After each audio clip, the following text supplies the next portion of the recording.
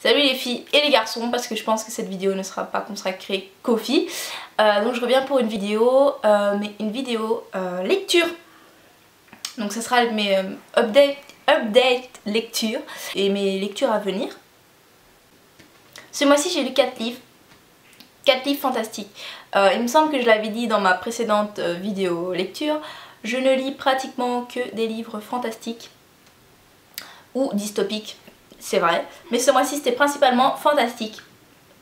Je vais vous présenter celui que j'ai lu en premier. Donc j'ai tout d'abord lu les chroniques de Bonfire Initiation. J'ai été un petit peu mitigée sur ce bouquin. Je pense vraiment que les livres à suivre seront peut-être mieux.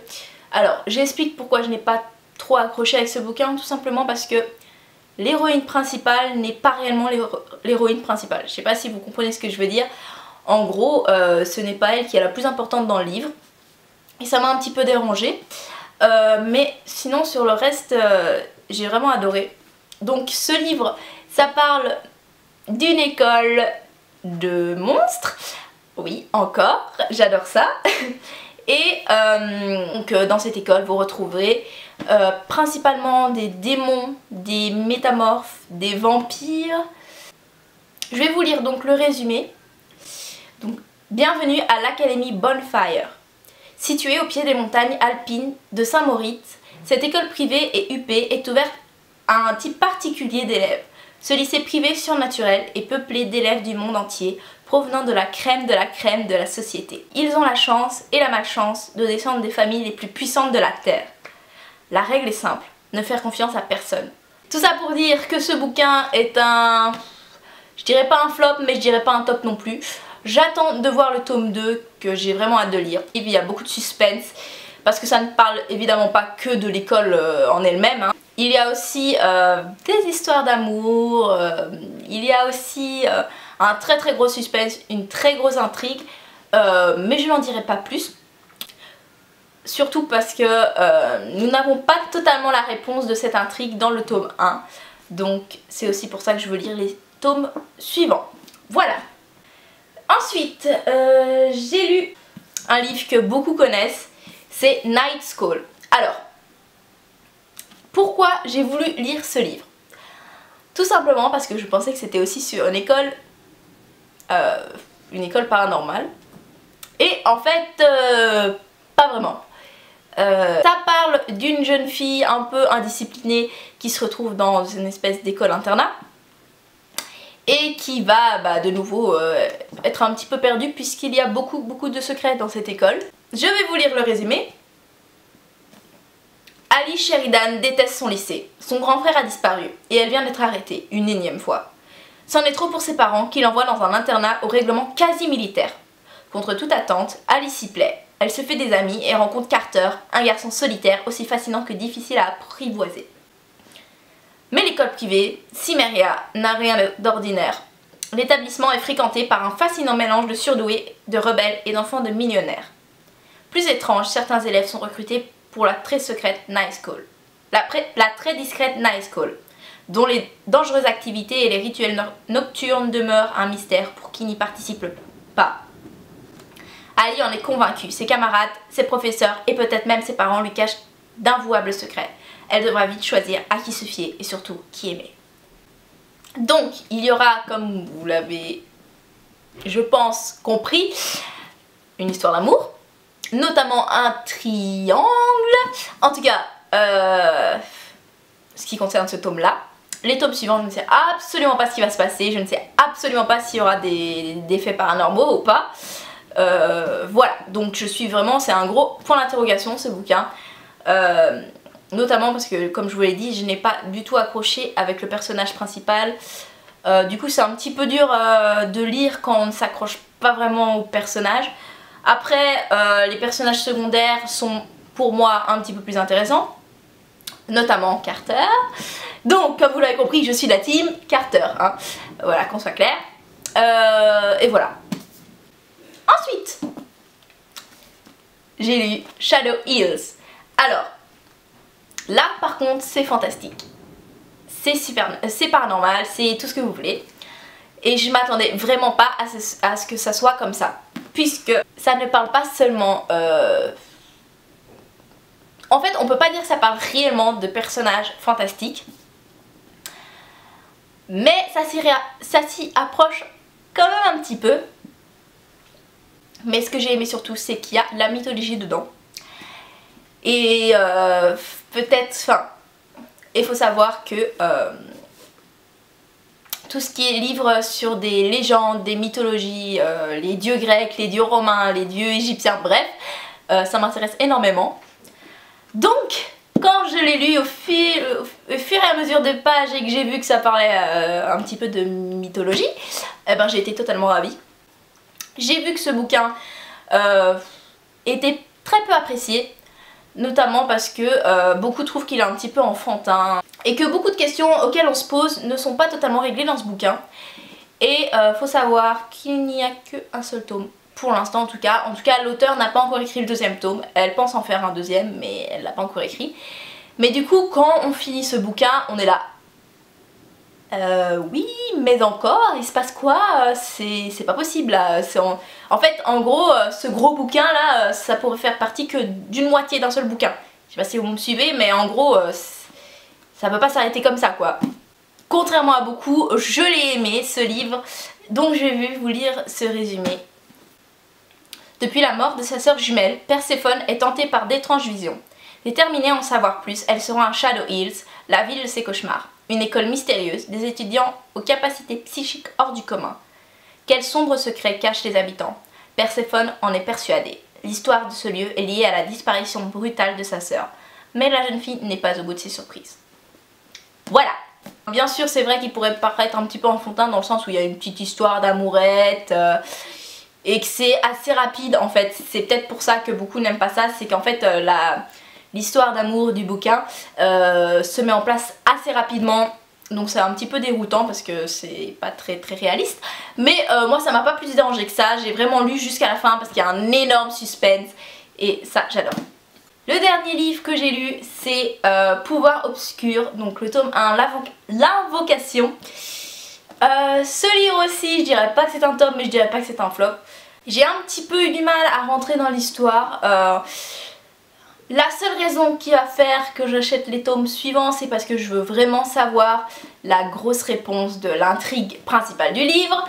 Mais sinon, j'ai pas accroché au personnage. L'histoire aurait pu être vraiment géniale, mais la façon dont elle est tournée, j'ai pas trop aimé. Donc voilà. Je verrai bien le tome 2, ça se trouve je le préférerais, ça se trouve j'adorerais cette saga en lisant les tomes suivants, mais pour l'instant pas trop. Donc ça parle de quoi? Ça parle de, cette fois-ci ce n'est pas une école, c'est un asile psychiatrique, donc et donc les personnes se trouvant là-bas sont peut-être les personnages paranormaux. Il y a certains points que j'ai quand même aimés dans ce livre. Mais voilà, c'est pas un gros coup de cœur pour l'instant. Je vais vous lire le dos.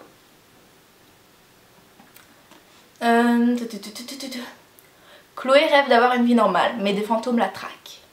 Si Chloé était dans un film, personne ne douterait d'elle quand elle avoue voir des fantômes. Dans la vraie vie, son père et sa tante l'envoient à Lil House, un institut psychiatrique spécialisé pour ados. Les médecins prétendent qu'elle souffre de schizophrénie. Mais d'autres pensionnaires ont l'air eux aussi de cacher d'étranges secrets. Ce n'est sûrement pas une coïncidence.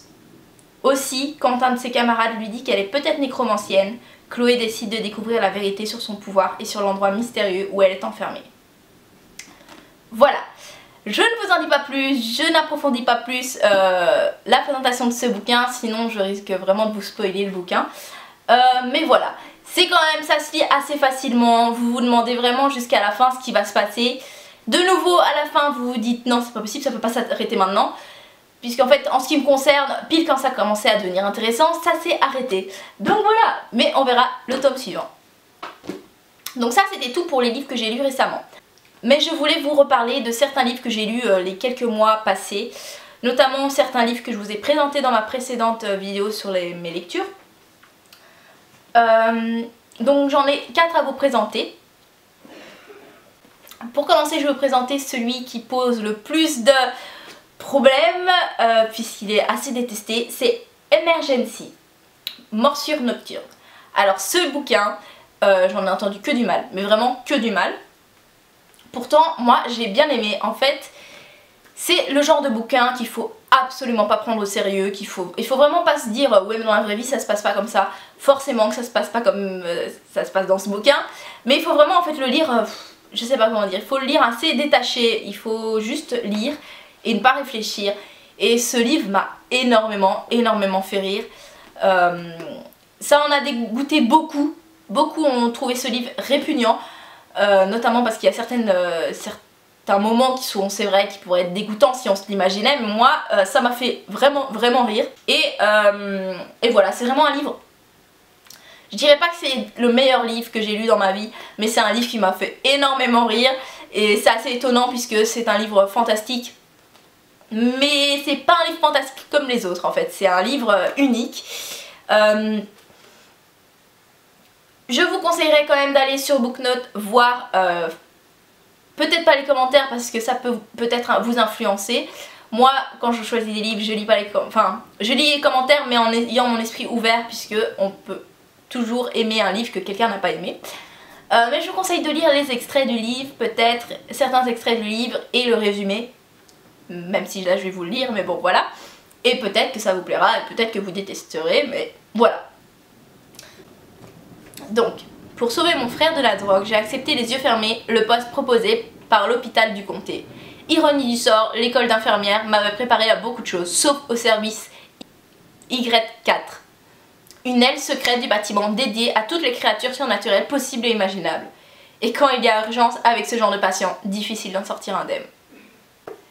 Le personnage principal, clairement sa vie, comment dire ça sans être vulgaire, c'est une vie de merde, hein, clairement.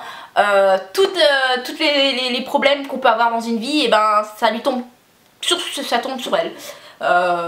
Toutes les emmerdes qu'on peut avoir dans une vie, ça lui tombe dessus. Elle a vraiment pas de chance et elle se retrouve dans des situations hors du commun. Et c'est vraiment drôle. Bon, je vais quand même parler des points négatifs. Le point négatif que j'ai vraiment trouvé à ce livre, c'est le fait que l'auteur met des mots scientifiques, parce que l'auteur était infirmière, donc on nous sort des mots, on ne sait absolument pas ce que ça veut dire.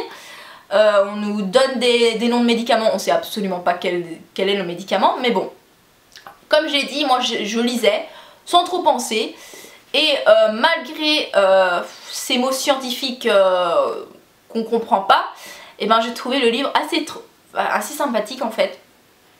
Alors, ce qui est drôle en fait avec ce personnage, c'est que en fait je trouve que quelque part elle a la manière dont l'histoire est racontée, et ben je trouve que c'est une manière, une espèce d'humour noir. C'est vraiment genre toutes les embrouilles lui tombent dessus, mais ça semble pas l'atteindre plus que ça. Mais bon, voilà, ce livre n'est absolument pas réel. Et même si dans la vie de tous les jours, on pouvait voir du surnaturel, du paranormal et du fantastique comme dans les bouquins, et ben ce livre n'y ressemblerait absolument pas, parce que c'est vraiment un livre à ne pas prendre au sérieux, comme je l'ai déjà dit. Mais voilà, c'est vraiment drôle. Donc pourquoi pas tester. Donnez-moi votre avis sur ce bouquin. Moi j'ai aimé, beaucoup ont détesté. Quel est le vôtre? Je voulais vous présenter absolument ce bouquin. C'est Chasseuse d'aliens, Fatal Rendez-vous, donc c'est le tome 1. Petite histoire du pourquoi j'ai acheté ce livre. J'ai acheté ce livre parce que, comme je vous l'ai dit dans ma précédente vidéo, mon livre préféré de tous les temps, c'est Les âmes vagabondes de Stephanie Meyer, qui parle notamment d'extraterrestres. Et ça m'a vraiment frustrée une fois que j'ai fini ce bouquin, puisqu'il n'y a pas encore de tome 2. Ça m'a frustrée d'autant plus parce qu'il n'y a pas énormément de bouquins sur les extraterrestres, voire quasiment pas, ou alors c'est en anglais. Mais puisque je ne lis pas en anglais, c'est problématique. Donc j'ai fait ma recherche sur Booknote et j'ai finalement trouvé une espèce de saga parlant d'extraterrestres. À savoir que chaque tome est un personnage différent et une histoire différente. J'ai commencé ce tome 1 et j'ai tout simplement accroché. Je l'ai lu il y a pas mal de temps, je l'ai lu cet été, mais ça m'est resté gravé dans la mémoire en fait. J'ai adoré les personnages, tous les personnages, et je trouve ce livre vraiment drôle aussi, mais pas dans le même sens, mais pas de la même sorte que Emergency, puisque ce livre est drôle dans le sens où les personnages sont vraiment drôles, notamment le personnage principal, qui a un humour vraiment drôle. Enfin, moi j'ai trouvé ça vraiment drôle. Et ce que j'ai aimé aussi, c'est qu'il y a eu une petite histoire d'amour. Par contre, il me semble qu'il y a un petit peu d'érotisme dedans. Bon, moi c'est pas ce qui me plaît vraiment dans les livres, mais ça m'a pas dérangé plus que ça. Il me semble que c'était pas si hard que ça. Donc voilà, j'ai adoré ce bouquin et j'achèterai les tomes suivants, même si ça ne parlera absolument plus de ces personnages-là. Je vous lis le résumé. Traqueuse d'aliens aux méthodes musclées, Mia Snow appartient à une brigade d'élite qui tente d'imposer la loi humaine aux hordes sauvages débarquées à New Chicago. Lors d'une enquête, son coéquipier est grièvement blessé. Une seule personne peut le sauver, Kirin, un Arcadien, la plus redoutable des races aliens. En échange, ce dernier exige d'elle qu'elle trahisse les siens. Tiraillée entre son devoir et l'attraction irrésistible qui la lie au dangereux Kirin, Mia fera-t-elle le bon choix? En tout cas, j'ai vraiment adoré ce bouquin et je vous le conseille vraiment. Il se lit très rapidement, par contre, comme vous le voyez, c'est un tout petit bouquin. Mais vraiment, j'ai passé un très bon moment à le lire. Ensuite, je vais vous présenter les deux livres dont je vous ai parlé dans ma vidéo précédente. J'ai essayé de faire ça assez rapidement pour pas vous spoiler et aussi parce que sinon la vidéo va être trop longue. Donc, Obsidienne, donc Luxe Obsidienne, tome 1. Je vous avais dit que ça parlerait sûrement d'extraterrestres et je vous le confirme. Je ne vous en dis pas plus, je n'approfondis pas ceci. Mais ce livre, vraiment, je l'ai adoré. Notamment parce que, comme je vous ai dit, les livres sur les aliens, ça nous manque énormément.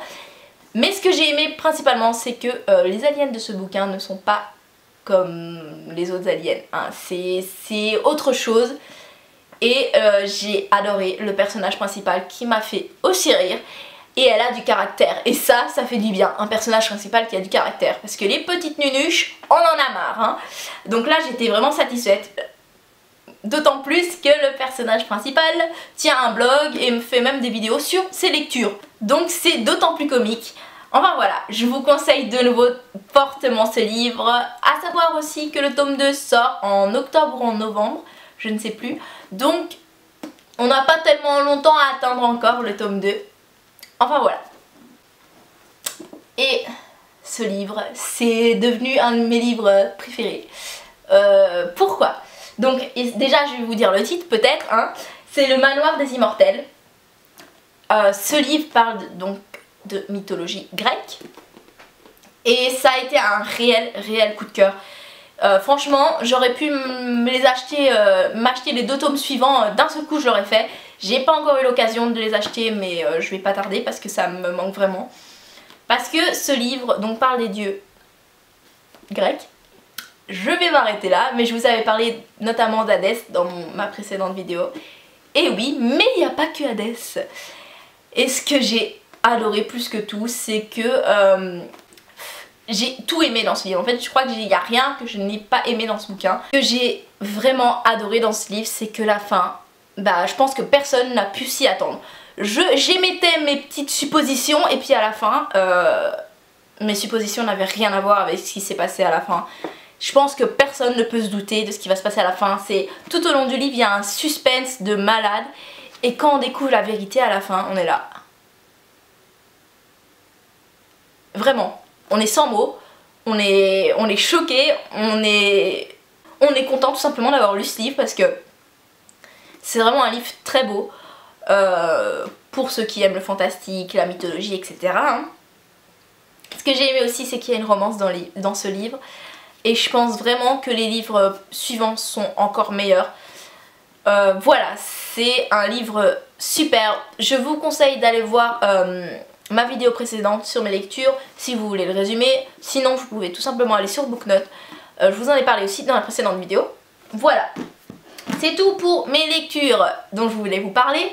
Là, je vais vous parler des lectures que je n'ai pas encore lues, mais qui ne vont pas tarder à arriver. Donc, tout d'abord, je vous présente Élite. Donc, Élite qui est un livre, je pense, dystopique. Ça parle notamment de personnes qui vont passer des épreuves au risque de leur vie pour entrer dans une université. je n'en sais pas plus, je vous lis le résumé. Alors, oserez-vous passer le test? Profil idéal, être déterminé, compétent, débrouillard et avoir de parfaites connaissances en sciences naturelles, utiles pour survivre. Objectif, le test récompense à la fois les guerriers et les sages. Les candidats qui ne réussiront pas les épreuves seront éliminés, dans tous les sens du terme. Les candidats peuvent-ils renoncer à passer le test? Non. Une fois le test commencé, une seule issue, réussir les épreuves. La sécurité des candidats est-elle assurée pendant le test? La communauté unifiée n'est pas en mesure de divulguer ce genre de détails. Est-il déjà arrivé que des candidats meurent durant le test? La communauté unifiée n'est pas en mesure de divulguer ce genre de détails. Voilà, donc je pense que sur Booknote vous aurez un meilleur résumé parce que là on n'en sait pas plus sur le bouquin. Mais je pense que je vais particulièrement aimer ce livre. En tout cas j'en ai entendu parler énormément. Donc voilà. Le seul bémol c'est qu'il est tout petit. Et moi j'aime bien les gros bouquins. Mais bon, je vous en dirai quoi dans une prochaine vidéo. Ensuite, damné, je ne sais pas comment on dit, damné je pense, ou damné, bref, comme ça, voilà. C'est un bouquin que j'ai vraiment hâte de lire. Donc ce bouquin va se passer dans une école, il me semble.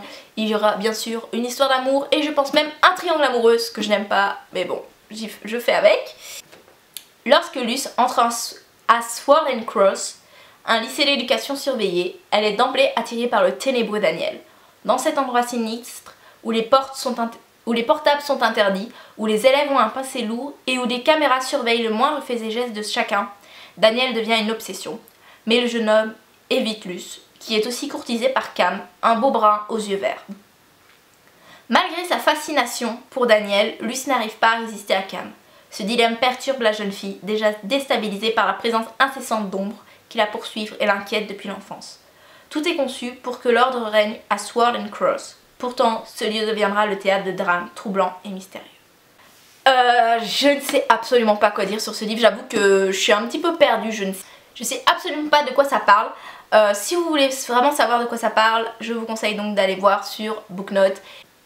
Le dernier livre que j'ai à vous présenter, ce n'est pas réellement le dernier puisque j'ai encore un livre qui doit arriver qui s'appelle Maudite. Et je dois encore recevoir mes cadeaux de Noël qui sont des livres, mais je ne sais absolument pas ce que ça sera. Mais bon, mon dernier livre pour l'instant, c'est Evernight de Claudia Gray. Je vais y arriver. Et donc ce que j'aime bien, c'est qu'il est marqué « Et si Roméo et Juliette avaient été des vampires ?» Alors, je pense que ça parle de vampires. Je suis même certaine en fait. Donc je vais vous lire le résumé. Depuis son arrivée à Evernight Academy, Bianca n'a qu'une envie, fuir. Dans cette école prestigieuse, aux allures de manoir gothique, où les élèves sont tous parfaits et prétentieux, Bianca n'est pas à sa place. Pire, elle se sent en danger. Un jour, elle rencontre Lucas. Lui non plus ne correspond pas aux critères d'Evernight. Il est différent, indépendant, et malgré ses airs provoquants, sa présence la rassure. Rapidement, un lien indéfectible se tisse entre eux. Mais la menace persiste. Ici, tout n'est qu'apparence, et un à un, des secrets se dévoilent. Lucas serait-il un vampire?